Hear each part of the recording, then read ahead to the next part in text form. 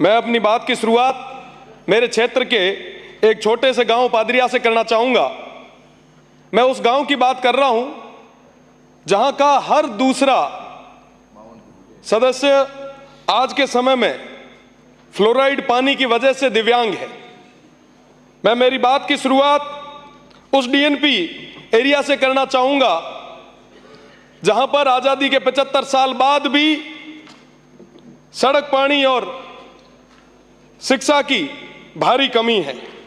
मैं मेरी बात की शुरुआत उन तमाम पशुपालकों को याद करते हुए करूंगा जिन्हें अभी तक किसी तरीके की कोई चिकित्सा सहायता नहीं मिली, पशुओं के इलाज की कोई व्यवस्था नहीं हुई।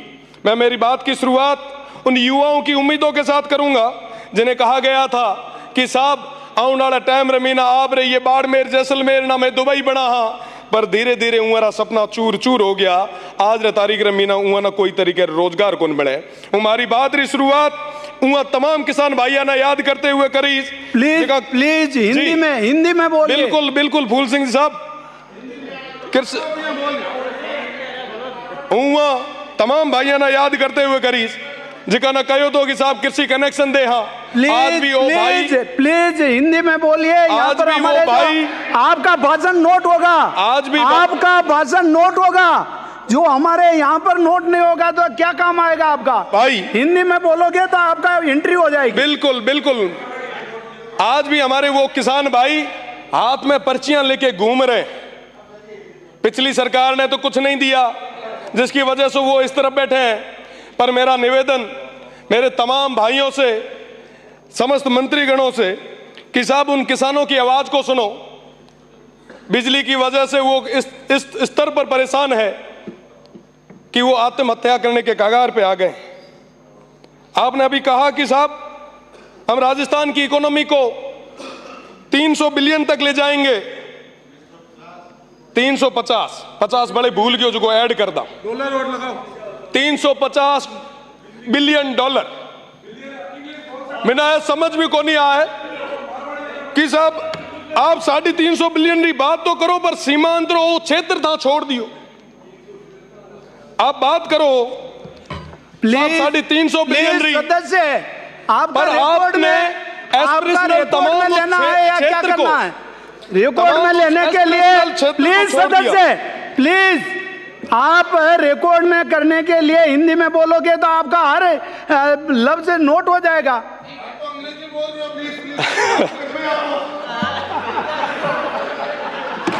आज भी मेरा क्षेत्र इंदिरा गांधी नहर का वो एक्सटेंशन का इंतजार कर रहा है। अब मैं हिंदी में ही बात रखूंगा। माननीय, इस बार के बजट में मैंने तमाम वो मांगे रखी, प्रदेश की सरकार के आगे रखी। इन्होंने सुझाव मांगे, भर भर के सुझाव मैंने भेजे, पर एक भी जगह बजट में शिव विधानसभा का नाम नहीं डाला गया। मेरे शिव विधानसभा की तमाम उन जनता ने पूछा, उन भाइयों ने पूछा, उन बुजुर्गों ने पूछा कि साहब क्या हुआ, शिव का नाम क्यों नहीं आया? मैंने कहा साहब यहाँ ने बड़ो दोरो लागो कि यहाँ पे एमपी रो चुनाव लड़े आया। मैं आपसे ही था, मैं कोई और नहीं था, कहीं और से नहीं आया था। कोई अगर रीस हुए तो मारे हम काटो, मारे हुए लोगों कहीं कौन बिगाड़ी हुए। इस बजट में आपने सीमांत के उन लोगों को नकार के उनके साथ एक कुठाराघात किया है। हम किसके लिए मांग रहे थे साहब? उन लोगों के लिए जो आजादी के बाद तक अभी तक उन अभावों में जी रहे, पर बदले में उनको क्या मिला? मैं आप सभी से निवेदन करना चाहूंगा, प्रदेश की सरकार से निवेदन करना चाहूंगा, अभावों में जी रहे उन लोगों की ओर आप देखें।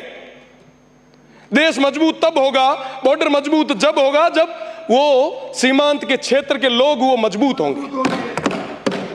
उन युवाओं को रोजगार मिलेगा, उन किसान भाइयों को बिजली मिलेगी, चिकित्सा मिलेगी। पर साहब आज के समय में कोई बात करने के लिए कोई तैयार नहीं साहब। कोई भी अगर बात है, कोई भी चीज है, आप हमसे करें। ये हो गया इनका। उन सीमांत के लोगों को किसी भी चीज की कोई सजा ना दे। खत्म हो गया। 2-4 बार आपने सीटी बजाई है। मेरा निवेदन कि एसडीजी गोल पे काम करने का समय आया है। मैं आपसे निवेदन करना चाहूंगा कि आने वाले समय में उन सीमांत के लोगों का विशेष ध्यान रखें। साथ ही साथ शिक्षा और चिकित्सा में हालात बद से बदतर होते जा रहे हैं। सारी सीटें खाली पड़ी है। पानी की कमी इस स्तर पे है कि जो नर्मदा स्कीम 2017 में पूरी होनी थी वो अभी तक पेंडिंग चल रही है। जल जीवन मिशन की अगर मैं बात करूं तो जल जीवन मिशन अभी तक धरातल तक पहुंच ही नहीं पाया है। काम आधा अधूरा है, कोई मॉनिटरिंग किसी स्तर की नहीं है। भ्रष्टाचार की अगर मैं बात करूं तो गडरा ब्लॉक की अगर मैं बात करूं, सिर्फ एक गडरा ब्लॉक जो सीमांत का आखिरी ब्लॉक है, वहां पे डिस्कॉम में अय्यन से लेके नीचे स्टोर कीपर तक सब भ्रष्टाचार में लिप्त है। कोई सुनने वाला नहीं है। किसान आज खून के आंसू रो रहा है। मेरा निवेदन है कि उस गडरा ब्लॉक में जो कहीं ना कहीं सीमांत क्षेत्र पे है, वहां पे एक बस स्टैंड की जरूरत थी। मैंने कई बार आपकी सरकार से निवेदन किया कि वो देश का आखिरी बस स्टैंड है, आप बनवाएं। छोटी छोटी चीजें हमारे वो जो लोग हैं वो मांग रहे थे, पर आप वर्तमान के इस बजट में दे नहीं पाए।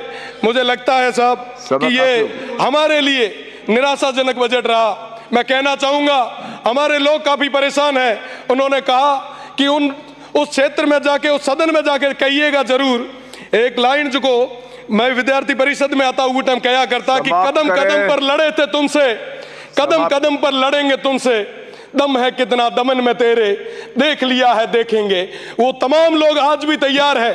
मेरा निवेदन रहेगा कि सड़क से सदन तक की इस लड़ाई को आगे न बढ़ाएं। उन तमाम हमारे सीमांत की लोगों की आवाज को सुने। आप